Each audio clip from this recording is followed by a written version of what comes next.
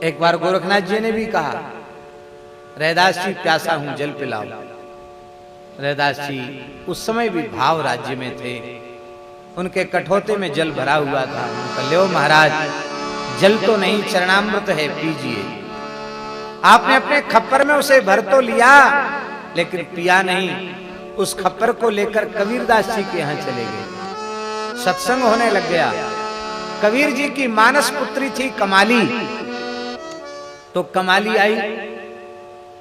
कमाली ने गोरखनाथ जी से कहा, काका जी ये खप्पर में क्या भरा है? अरे बोले, प्यास लगी थी, पानी मांगा था रैदास जी से, उन्होंने इसको भर दिया। आपने पिया नहीं तो मैं पी लूं? हाँ भले तू पी ले।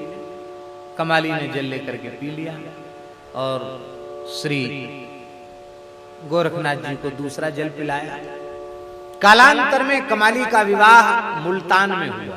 मुल्तान में विवाह हो गया कमाली का, और श्री गोरखनाथ जी नाथ मत का प्रचार करते हुए मुल्तान पहुंचे तो बड़ी बड़ी सिद्धियां दिखाते थे गोरखनाथ जी। जो मेरा खप्पर भर देगा उसी के घर में भोजन करूंगा। अब बड़े बड़े राजा लोग भी उनका खप्पर नहीं भर पाते, हजारों मन अन्न डाल दिया जाता बना हुआ, पर उनका खप्पर ऐसा सिद्ध खप्पर भरते ही नहीं, लोग नतमस्तक हो जाते।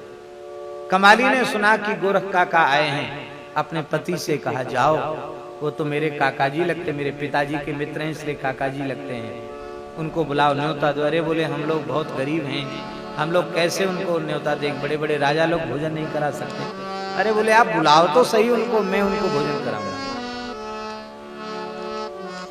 आधी चम्मच भात हाथ में लिया कमाली ने, और जैसे ही खप्पर में डाला, खप्पर भर गया, बाहर गिरने लग गया।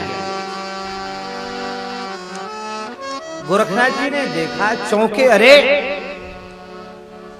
मेरे जैसे महान सिद्धि की सिद्धि को एक क्षण में समाप्त कर देने वाली ये महान सिद्धा कौन है? बेटी तू कौन है? इतनी बड़ी सिद्धि तुझ में कहां से आई?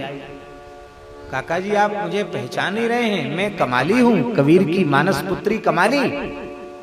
अच्छा, तो ये कमाल तुमने कहां सीखा? ये मेरा कमाल नहीं है, ये तो जो रैदास जी के यहां से जल लेके आए थे उसी का कमाल था। जब से पिया है तब से मुझे सब कुछ प्राप्त हो गया, जो एक महान सिद्ध को प्राप्त होता है।